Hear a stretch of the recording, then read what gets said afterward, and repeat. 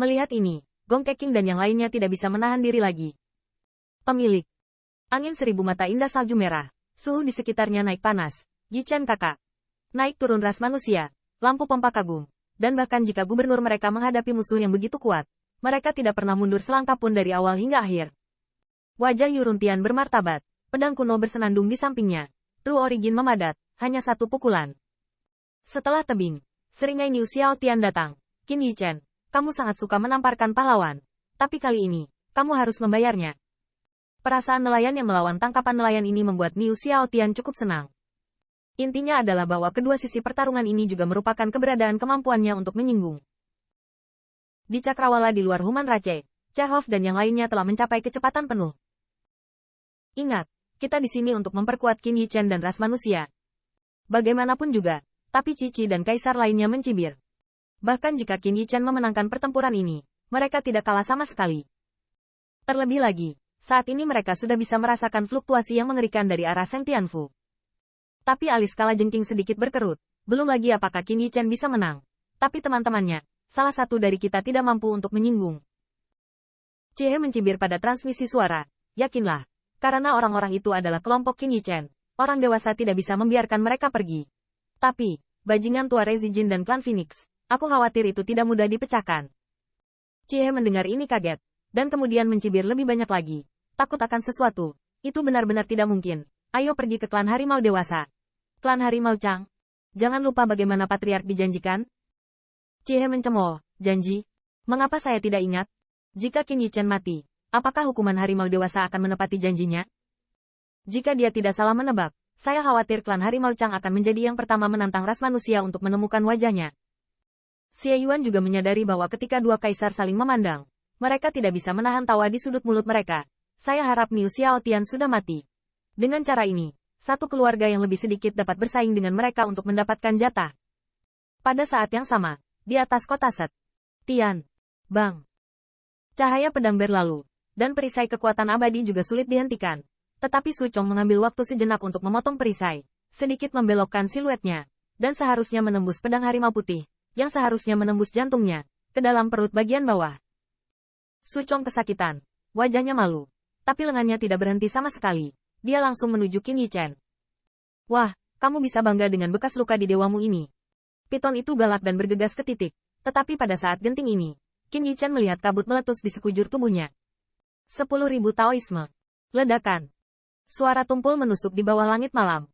Namun, suara ini membuat Su Chong merasakan kengerian ketakutan, karena ini bukanlah suara yang menembus hatiku. Melihatnya, saya tidak tahu kapan Qin Yi Chen memiliki baju besi ekstra. Kuno dan perubahan-perubahan, dan baju besi dari pola harimau. Armor inilah yang membuat ular sanca yang tak terhitung jumlahnya meledak ke dinding baja seolah-olah mereka telah memukulnya. Bagaimana ini bisa terjadi? Tanda seru. Su Chong terkejut, tetapi telapak tangannya telah menyentuh jantung Qin Yi Chen, dan siluet surgawi bercampur dengan bagian depan telapak tangan tiba-tiba menyegarkan siluet ramping itu. Bahkan jika itu tidak ditembus, atau bahkan dilawan sebagian besar kekuatannya, seberapa agresifkah gerakan pembunuhan Raja Abadi? Qin Yi Chen bersikeras, tetapi pengaruhnya sulit dikendalikan. Namun, pada saat kemundurannya, bagian depan telapak tangan diangkat, dan bilah macan putih bahkan lebih ditebas, dan semua bilahnya terperangkap di pinggang Su Chong. Dua darah, tersebar dari langit. Salah satunya adalah darah Qin Yi Chen dari mulut dan hidungnya, sedangkan yang lainnya seperti pegas. Su Chong Zen mundur, dan Raja Abadi yang bermartabat hampir jatuh tidak stabil. Apa yang membuat wajahnya tiba-tiba berubah? Selain rasa sakit dari pinggang, ada ki yang sangat buruk yang menembus ke dalam organ dalam. Meskipun kekuatan abadi tak tertahankan, wajah Su Chong pucat dan sulit disembunyikan, dan bahkan ekspresi ketakutan muncul di mata memandang ke arah Qin Yi Chen. Tidak mungkin. Bocah ini tidak hanya memiliki pedang yang dapat memotong Xian Wei, tetapi juga baju besi yang dapat menahan Xian Wei. Inilah yang tidak akan dipikirkan oleh Su Chong. Bahkan dia tidak menyangka Qin Yi Chen mengenakan pedang harimau putih. Belum lagi dia, bahkan Sui Chitian dan yang lainnya. Sebelumnya, Yuruntian bahkan berpikir bahwa Qin Yi Chen ingin memberi mereka kesempatan terakhir. Tapi siapapun yang memikirkannya benar-benar mengkhawatirkan dirinya sendiri. Lampu pompa langit kolam darah. Dia tahu bahwa Qin Yi Chen memiliki pelindung tubuh, tetapi pada saat 10.000 pasang binatang iblis, baju besi itu paling banyak dapat membantu saudara laki-laki Qin memulihkan hidupnya di depan binatang iblis tingkat menengah surga realem. Adapun serangan Immortal Monarch Realem armor itu memberikan pertahanan hampir nol. Tapi tidak menyangka, dibandingkan dengan 10.000 gelombang binatang iblis asli yang dipaksa kemana-mana, kekuatan Qin Yichen dapat digambarkan sebagai langit dan bumi terbalik. Bahkan caranya berbeda dengan langit dan bumi. Itu adalah baju besi yang menahan Xian Wei. Meskipun Su Chong hanya dapat dianggap sebagai bagian bawah Raja Abadi, tetapi bagaimana mengatakannya? Yang pertama juga menggunakan trik pembunuhan barusan. Human Rache Up and Down juga penuh dengan kengerian. Tidak percaya semua yang ada di depan Anda. Taruhan hidup ini merupakan pukulan yang menentukan. Pada akhirnya, pemilik rumah meraih kemenangan besar. Tidak ada yang berani berpikir. Bahkan Yuruntian dan yang lainnya juga sama. Heaven Realm dan Immortal Monarch bahkan bisa rusak. Ini hanya menumbangkan persepsi mereka. Tidak ada yang menyangka Qin Yichen akan begitu sombong. Tidak, ini tidak bisa lagi digambarkan sebagai sombong, tapi menantang surga. Menemukan kembali Raja Abadi dengan alam surga, bukan menentang surga. Tanda seru. Tanda seru. Seng Tianfu yang diam dan asli tiba-tiba berteriak sorakan. Suku Jie, bukankah kamu sangat sombong tadi? Saudara Qin menciptakan kembali Raja Abadi di tahap selanjutnya dari alam surga. Pertarungan ini cukup untuk membuat nama bagi 1.000 orang dahulu. Qin saudara, bunuh dia. Tuan Raja Abadi, kamu memang seperti itu.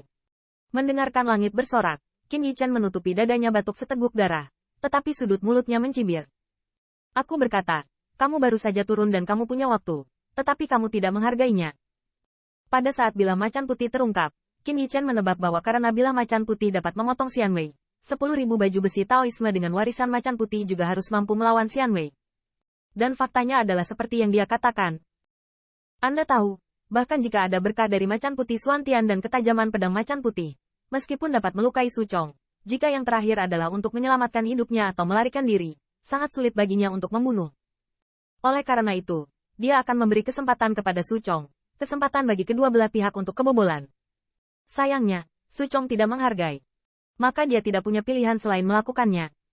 Lagi pula, jika 10.000 baju besi Tao terungkap sebelumnya, meskipun Su Chong tidak bisa menahan diri, sama saja, dia tidak bisa meninggalkan hidup Su Chong.